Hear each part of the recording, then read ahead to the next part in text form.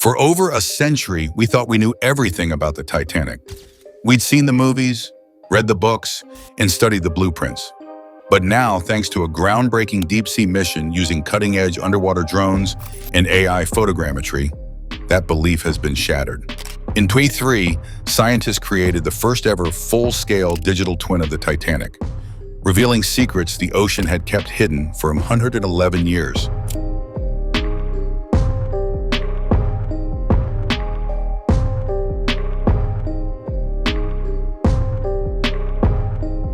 From twisted railings and broken valves to scorch marks left by heroic engineers, this 3D resurrection isn't just a visual. It's forensic, emotional, and historic. It changes everything we thought we knew. And it proves that Titanic isn't just a sunken ship. It's still speaking. This time, not in myths or guesses, but in measurable, scanned, undeniable truths etched into rust and memory. A digital resurrection. Near the Titanic, deep in the pitch black of the North Atlantic, at a staggering depth of 3,800 meters, two high-tech underwater drones begin their sweep across the Titanic wreck. These aren't average ROVs. They recorded more than 715,000 photos over 3 intense weeks, generating 16 terabytes of visual data that would become the foundation of something extraordinary. This mission, spearheaded by Magellan, National Geographic, and Atlantic Productions, represented a science-driven digital resurrection of the Titanic. Every beam, every corridor, every artifact would be digitally preserved for future generations. One engineer called it a resurrection, a way to time travel back to the night the Titanic vanished. Instead of speculative dives or fading film footage, the team aimed for precision and permanence. No longer would researchers rely on memory or incomplete sketches. This was about building a lasting 3D world beneath the waves. They weren't content with driftwood and rust. They wanted the truth. With this data in hand, the stage was set to challenge everything we thought we knew. With this immense trove of imagery, photogrammetry came into play. Drones used lasers and overlapping angles to stitch together a centimeter-accurate model of the Titanic wreck. What happened next? The wreck came alive in code. Rivets, relics, and ruin revealed in astonishing detail. Let's walk inside. Constructing the Titanic in code. Using photogrammetry, technicians painted every ripple of hull and bolt of deck plating in precise digital form. Hours were spent aligning overlapping views until the wreck became a stunningly realistic 3D model that scientists could walk through via VR. The model captures microscopic details, every rivet, each layer of rust, and even scorch marks on wiring.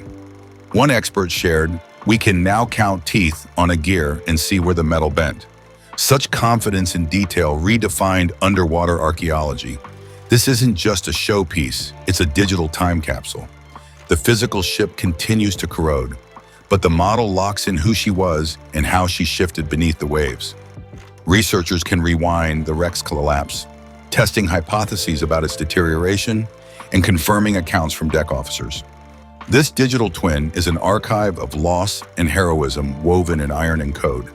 With an immersive, data-rich model in hand, the team traced every object from once grand rooms to shattered corridors. And that's when they found traces of human life, remnants telling stories frozen in time. Let's move from metal to memory. Rivets, rails, and artifacts. Zoom in across the wreck, and you'll find details that seem out of place until they tell a story. Bent railings still attached to the ship, open portholes, a lone shoe next to a collapsed bunk. The drones captured it all, ancient clutter and uncanny resolution. Investigators linked personal effects, coins, tea-set plates, even children's shoes, to their original locations. One archaeologist said, "We can now trace a child's shoe from a grand stateroom into a collapsed corridor." These weren't breadcrumbs, they were footprints of grief and desperation. A massive debris trail stretching over 600 meters revealed the path of destruction. Boilers erupted, decks pancaked, and machinery flung outward, each fragment marking a moment in the ship's final collapse. This forensic layout allowed researchers to reconstruct events minute by minute, Objects weren't just scattered, they were arranged as if the wreck itself narrated how tragedy unfolded. These scattered objects led explorers deeper below the deck, into the Titanic's boiler rooms, where a different kind of evidence awaited: mechanical sacrifice. Let's descend to meet the men who fought for the lights and lives above. Boiler room heroes.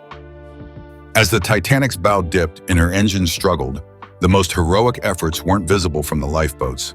They were happening below deck. Deep inside the ship's boiler rooms, amid sweltering heat and rising water, firemen and engineers fought to keep the lights on.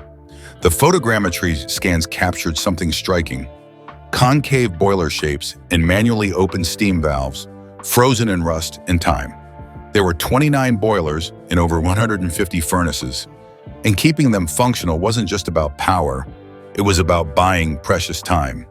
Every extra minute of light meant more lifeboats launched, more passengers guided out of chaos.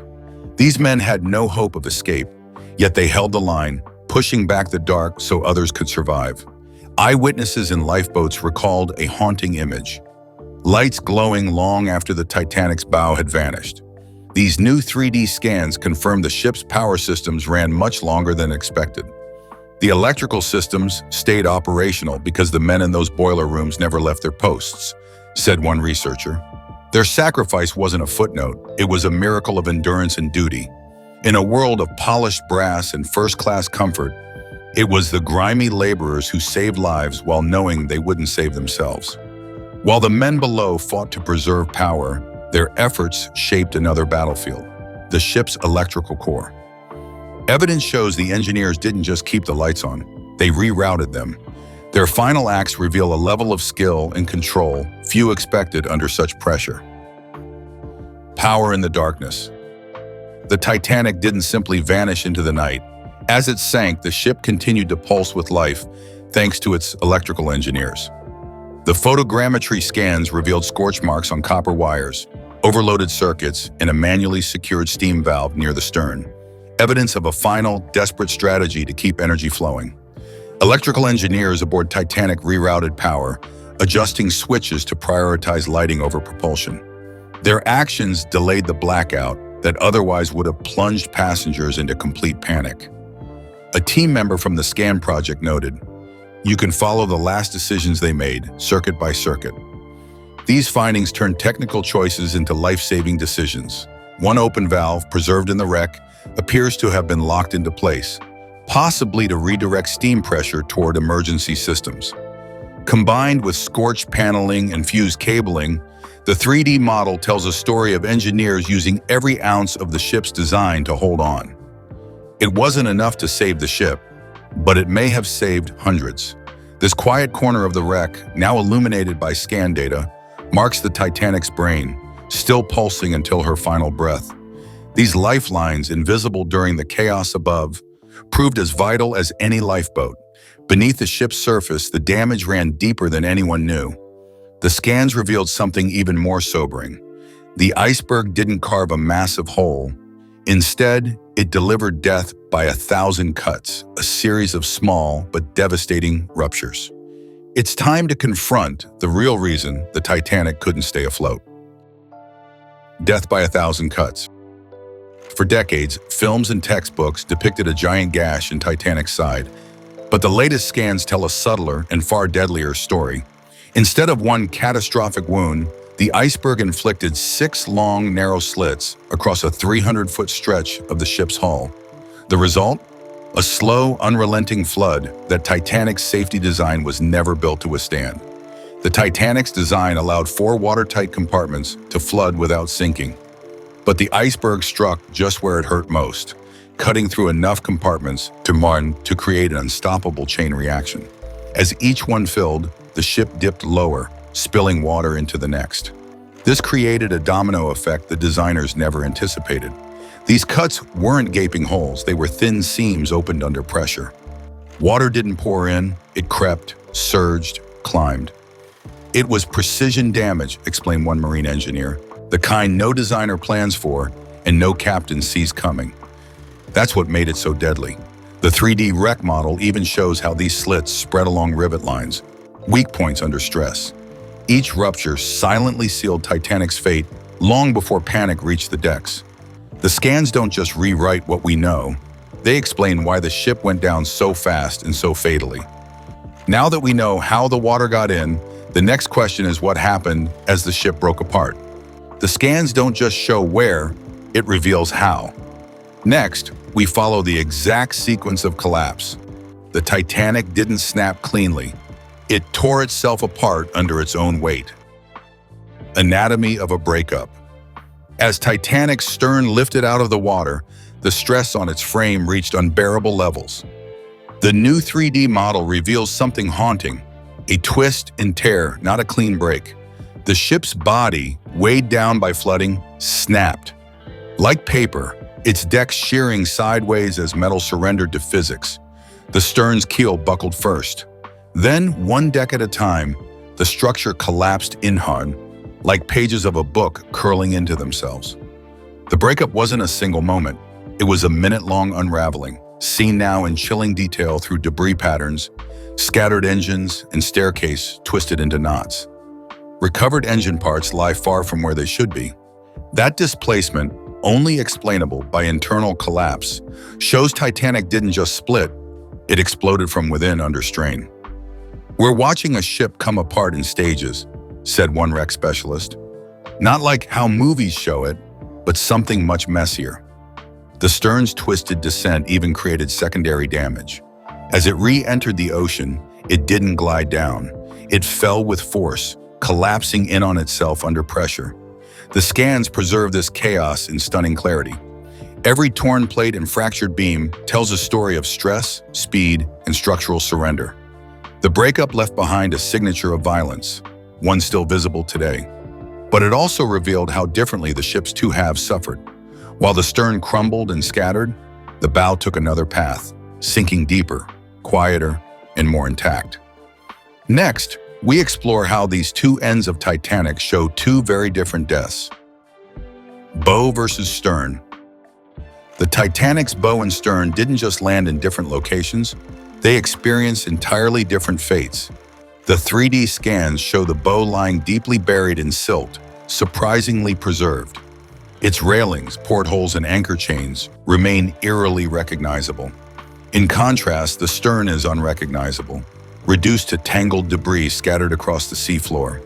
This contrast tells us more than we thought. The bow sank steadily, flooding bow compartments filled with water and weighed it down. It dropped through the water with graceful precision, embedding into the seabed nose first. That's why it remains structurally coherent, like a ghost ship frozen mid-descent. The stern, however, fell like wreckage. When it broke off, it still held air pockets. This trapped buoyancy created a chaotic descent, causing the stern to corkscrew, collapse, and hit bottom hard. That violent end scattered everything: boilers, walls, beams, across a wider radius. "It's like watching order descend into chaos," said one diver. Even the debris trail tells the story. Parts of the ship, banisters, furniture, fragments of engines, were thrown like shrapnel between the bow and stern. This trail acts as a forensic bridge, allowing experts to trace the sequence from breakup to impact. It's not just wreckage, it's timeline in metal. Among the scattered wreckage are not just steel and rivets, but traces of lives, letters, boots, watches, and notes. And one haunting piece of evidence, a scrawled final message tucked in a tin box. In the next point, we listen to those lost voices preserved deep beneath the ocean. Human stories in the wreck. Not all the Titanic's secrets were made of steel. As the scans mapped out metal beams and broken boilers, they also found something quieter: human echoes. Near the officers' quarters, researchers discovered a scorched tin box containing what appears to be a handwritten note, sealed just before the ship went under.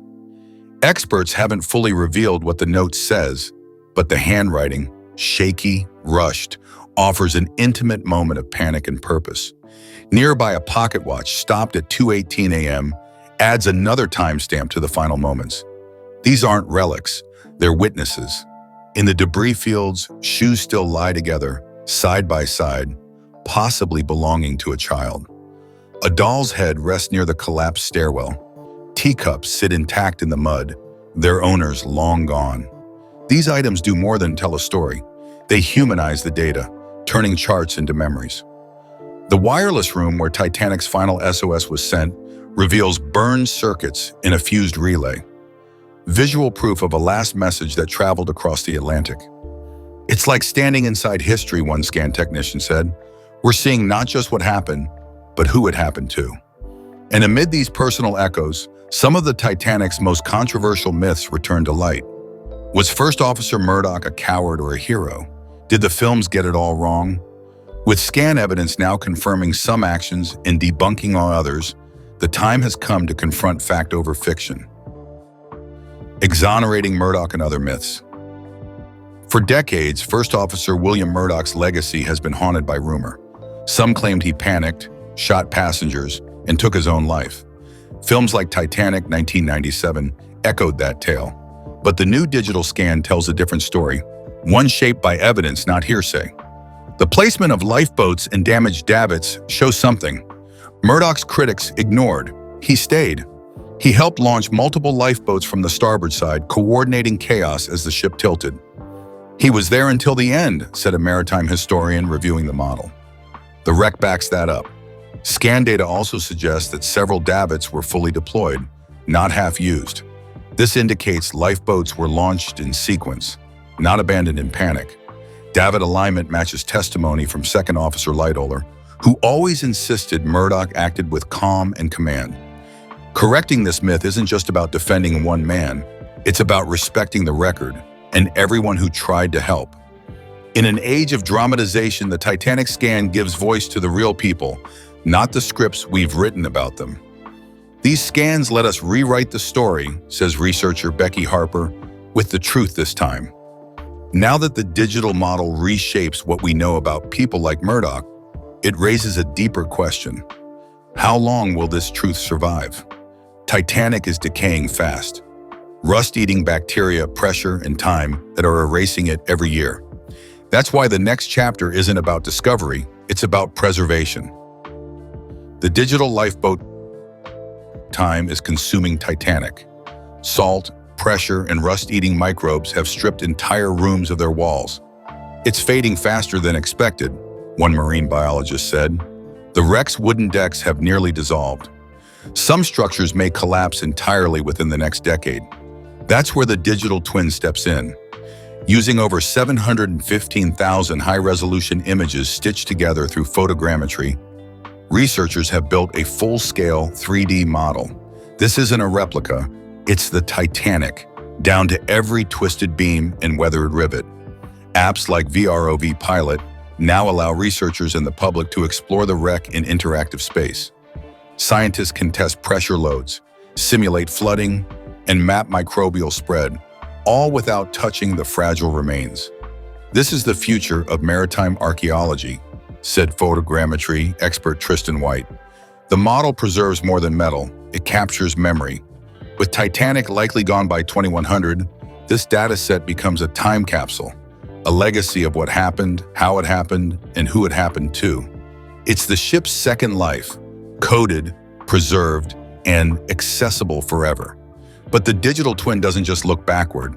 It also gives insight into the disaster's engineering flaws. By studying the wreck and its failure points, experts can uncover why the Titanic sank and what that means for ship safety today. Engineering lessons in safety. The Titanic was hailed as unsinkable, but her downfall lay in design. The new scans show how a string of narrow slits along the hull, not one gaping tear, slowly undid the ship. These 6 cuts, small by modern standards, defeated even the most ambitious safety systems of the time. The watertight compartments were actually open at the top,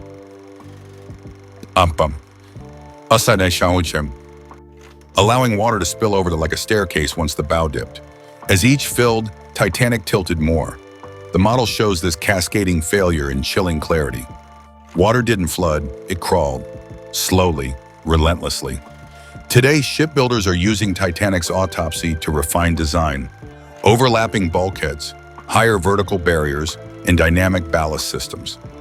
Titanic taught us the importance of fail-safes within fail-safes, said engineer Kai Rao.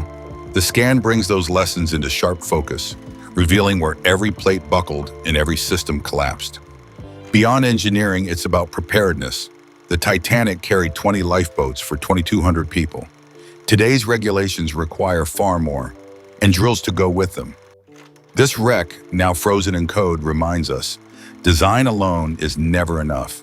Safety requires planning, and plans require realism. And even now, more than a century later, Titanic's story keeps evolving. The deeper we scan, the more we uncover, not just wreckage, but meaning. As we close this journey, one question lingers. What secrets still lie waiting in the dark? Closing mystery. With every scan, every simulation, and every rediscovered item, the Titanic becomes clearer, but its mystery never fades. Are there still messages sealed in locked rooms? Personal effects buried beneath the silt? Could deeper dives uncover the missing middle between bow and stern? This isn't just curiosity. These are unanswered questions of history. And now, with the digital twin, researchers can simulate searches, plan missions, and potentially locate long-lost chambers. One historian put it best, "We're not finished. We're just getting a better map." The wreck may fade, but the model endures. It offers the world, students, experts, and future explorers, a way to engage with Titanic not as a myth, but as a complex human story. It keeps the questions alive. What more can we find? What will it mean? As you reflect on everything we've uncovered, remember, Titanic is no longer just a wreck. It's a conversation between the past and future, between steel and story. And thanks to technology, that conversation is still unfolding.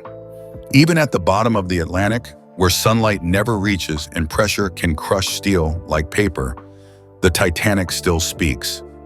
Not through whispers of legend or rumors passed through generations, but through the unmistakable clarity of data, scanned hull plates, twisted beams, and burned wiring.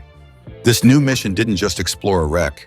It resurrected a story long buried beneath 2 miles of ocean and myth.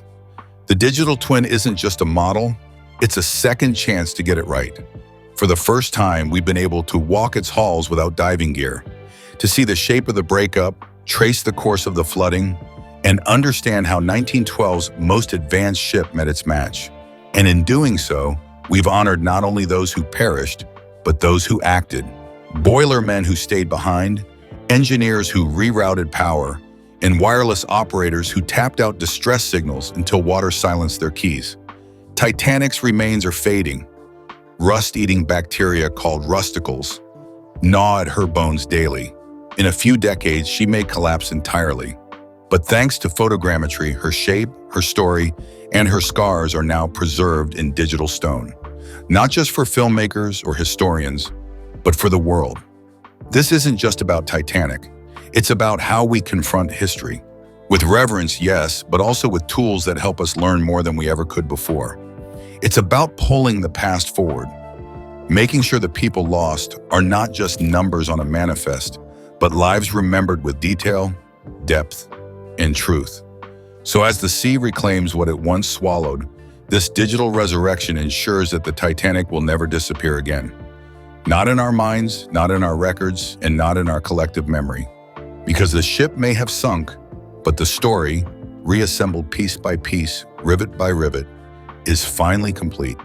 And now it belongs to all of us.